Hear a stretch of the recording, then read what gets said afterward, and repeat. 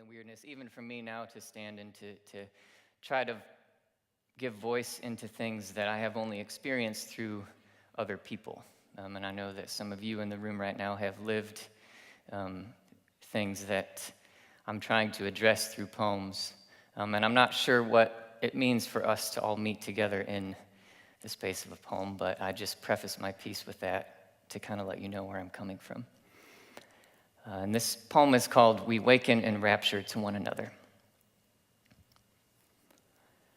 It was written last fall.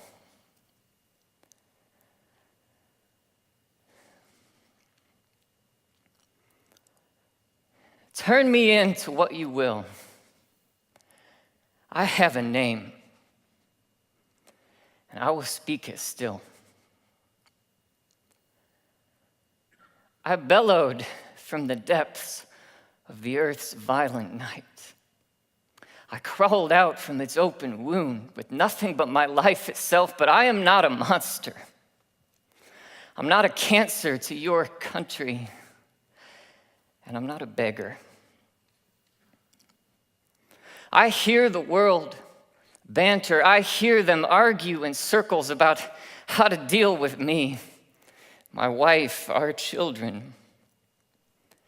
Are we bartering chips in the hands of diplomats and prime ministers? Are we a virgin field for the media to graze? Are we fuel to toss upon the blaze of America's election as if the clowns in that circus could transform us into an idea? As if they could blow us about like smoke to sting the eyes and sway the minds of all those voters so safe, so comfortable. If I am one who brings terror, then you have thrown your stones already. And if I am a criminal, tell me, please, what was my crime? Was it staying alive long enough to reach a border?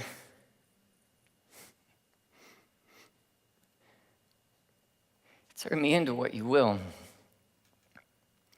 I have a name.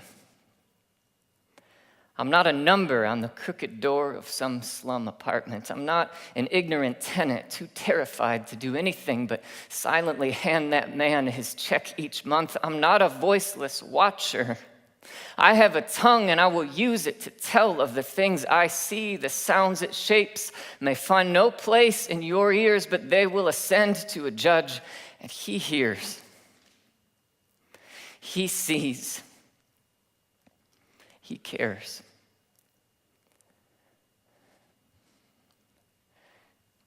And I see that you care. I see that you are so eager to help, so desperate to do good. But please, in all your dreaming, in all your scheming on my behalf, don't you too forget that I have a name. Don't you too forget that I am not contained in a headline. I'm not a pixel in some infographic. I'm not an image flashing flat like a shadow on a screen. I'm not a case note slowly moving to the back of your drawer. No, I am more than all those things. I am more than a subject for a sermon, more than a decoration for a flyer, more than a prop for a fundraiser. I am more than a victim.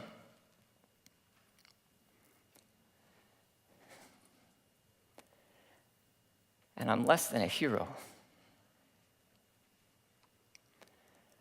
I'm like you, a paradox, ever unfolding, ever becoming, ever evading the lines drawn around me. So even the poet standing up on that stage, so proud to introduce me, but he can't quite say my name.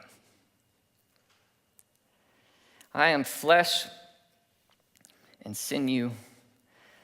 I am spirit and story, I'm memory, I am wounded and healed and dreaming, pursued and marked and loved. I have a name, and he speaks it in the still of the earth's second dawn. I see it now. He's calling us, one by one, the truest sounds ever shaped, a voice that sets straight all we are. His breath pours forth, and I see barrel bombs melting in the midst of the air. I see the death shaft of a pointed rifle wilt like a weed, and every false image of man and woman shatters. He unravels us from the titles that we have twisted round ourselves all our lives to hide our shame or divert our fear or cast our blame. No, here, he says, here you are naked and pure and unmaimed again.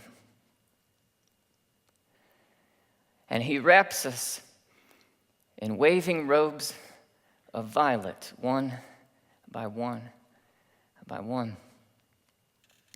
I see now a crown set upon our brow, while all the creatures bow at the whispering of those royal syllables. Can you hear it? I have a name.